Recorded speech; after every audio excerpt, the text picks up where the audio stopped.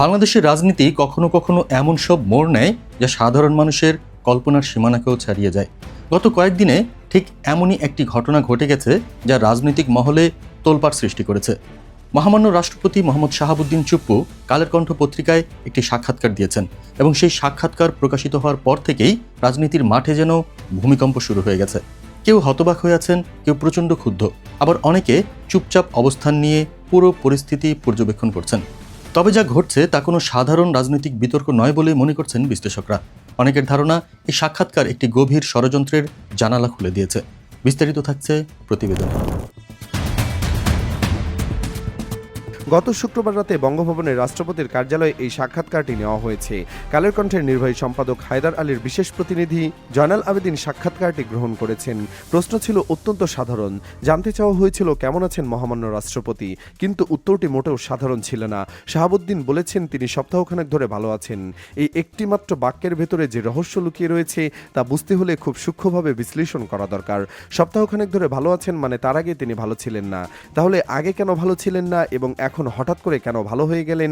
এই প্রশ্নের উত্তর খুঁজতে গেলে যে চিত্র বেরিয়ে আসে তা সত্যিই শিউরে ওঠার মতো। রাষ্ট্রপতি জানিয়েছেন গত 1.5 বছরে তিনি কার্যত বন্দিদশায় ছিলেন বঙ্গভবনে। তাকে নিয়ে কোনো আলোচনা ছিল না, অথচ তাকে সরিয়ে দেওয়ার জন্য চলেছে নানামুখী চক্রান্ত। তিনি আরও বলেছেন দেশের শান্তি শৃঙ্খলা চিরতরে ধ্বংস করার এবং সাংবিধানিক শূন্যতা সৃষ্টি করার অনেক পায়তারা হয়েছে, কিন্তু তিনি দৃঢ়ভাবে তার অবস্থানে অবিচল ছিলেন বলে সেসব ষড়যন্ত্র সফল হয়নি। বিশেষ করে অসাংবিধানিক উপায়ে রাষ্ট্রপতিকে অপসারণের অসংখ্য ছক ব্যর্থ হয়েছে বলে তিনি দাবি করেছেন। এখানে একটু থেমে ভাবা দরকার। রাষ্ট্রপতি যখন বলেছেন অসাংবিধানিক উপায়ে তাকে সরানোর চেষ্টা হয়েছে, তখন তিনি আসলে কাকে ইঙ্গিত করছেন? স্মরণ করা যেতে পারে সেই সময়ের কথা যখন বঙ্গভবন ঘেরাও হয়েছিল এবং রাষ্ট্রপতিকে সরিয়ে দেওয়ার জন্য জোরালো আন্দোলন হয়েছিল। সেই কঠিন সময়ে তার পাশে কে দাঁড়িয়েছিল সেই উত্তর রাষ্ট্রপতি নিজেই দিয়েছেন এই সাক্ষাৎকারে।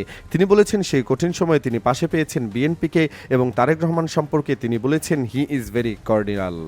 এই একটি বাক্য বাংলাদেশের রাজনীতির পুরো সমীকরণ উল্টে দেওয়ার ক্ষমতা রাখে। শাহাবুদ্দিন চুপ্পুকে এই প্রশ্নের উত্তর বাংলাদেশের প্রতিটি রাজনৈতিক সচেতন মানুষ জানেন। তিনি শেখ হাসিনার ঘনিষ্ঠ ব্যক্তি এবং আওয়ামী লীগের একনিষ্ঠ মানুষ। তার রাজনৈতিক পরিচয় ও আনুগত্যের ইতিহাস সবই পরিষ্কার এবং অনেকেই তাকে ভারতের প্রতি অনুগত একজন ব্যক্তি হিসেবে চিহ্নিত করেন। সেই মানুষটির কাছে তারেক রহমান ভেরি কর্ডিয়াল এই তথ্যটি কি ভাবাচ্ছে না? তার কাছে বিএনপির ভারপ্রাপ্ত চেয়ারম্যান মহান ব্যক্তি, এটা কি স্বাভাবিক নাকি এর পেছনে অন্য কোনো খেলা চলছে? এই সাক্ষাৎকারের সরল তাৎপর্য বিশ্লেষণ করলে যে চিত্র ফুটে ওঠে তা অত্যন্ত ভয়ঙ্কর। এটি প্রমাণ করে যে বিএনপি জুলাই গণঅভ্যুত্থানে শহীদদের রক্তের সাথে বেইমানি করেছে। জুলাই বিপ্লবের প্রতি তাদের কোনো শ্রদ্ধা বা ভালোবাসা নেই। তারা উপরে উপরে এই অভ্যুত্থানের পক্ষের শক্তি বলে দাবি করছে, কিন্তু ভেতরে ভেতরে সম্পূর্ণ ভিন্ন একটি খেলা খেলছে। তারা এই বিপ্লবের সুবিধাভোগী এবং বিপ্লবের আদর্শের প্রতি তাদের কোনো অঙ্গীকার নেই। চিন্তা করা যাক জুলাই মাসে কি ঘটেছিল। 1400 শহীদের রক্ত ঝরেছে, এমনকি শিশুরাও প্রাণ দিয়েছে। কি বিভৎস দৃশ্য সেই দিনগুলোতে। মানুষ বুলেটের সামনে বুক পেতে দাঁড়িয়েছিল এবং জীবন বাজি রেখেই লড়াই করেছিল। যাদের কারণে অনেক নিপীড়িত মানুষ মুক্তি পেয়েছে তারা আজ ভালো নেই, অথচ যারা সেই গণহত্যার সাথে জড়িত ছিল তারা ভারতের পক্ষের শক্তি, তারা সবাই ভালো আছে। রাষ্ট্রপতি নিজেই বলেছেন সপ্তাহখানেক ধরে ভালো আছেন। এই ভালো থাকার পেছনের রহস্য হলো ক্ষমতার পালাবদল। বিএনপি ক্ষমতায় আসার পর সাথে সাথে রাষ্ট্রপতি, যিনি 1.5 বছর কার্যত বন্দিদশায় ছিলেন বলে দাবি করেছেন, তিনি হঠাৎ করে মুক্ত বাতাসে শ্বাস নিচ্ছেন এবং প্রাণ খুলে সাক্ষাৎকার দিচ্ছেন। রুদ্ধকালের ঘটনাপঞ্জি তুলে ধরেছেন। একটা কাকতালীয় নাকি পরিকল্পিত সেটা ভাবার বিষয়। রাষ্ট্রপতি যখন বলেছেন যে অসাংবিধানিক উপায়ে তাকে সরানোর চেষ্টা করা হয়েছে এবং তিনি সেটা প্রতিরোধ করেছেন, তখন তিনি পরোক্ষভাবে ইউনূস সরকারকে দায়ী করছেন এবং ইউনূস সংবিধান মানেননি। এখন চিন্তা করা যাক, যদি হাসিনা আমলের সংবিধানকে স্ট্যান্ডার্ড ধরা হয় তাহলে ইউনূস থেকে শুরু করে পুরো উপদেষ্টা পরিষদ সবার অবস্থান প্রশ্নবিদ্ধ হয়ে পড়ে। এবং মজার বিষয় হলো সেই উপদেষ্টা পরিষদ অনেক সদস্যই এখন বিএনপির মন্ত্রিসভায় জায়গা পেয়েছেন।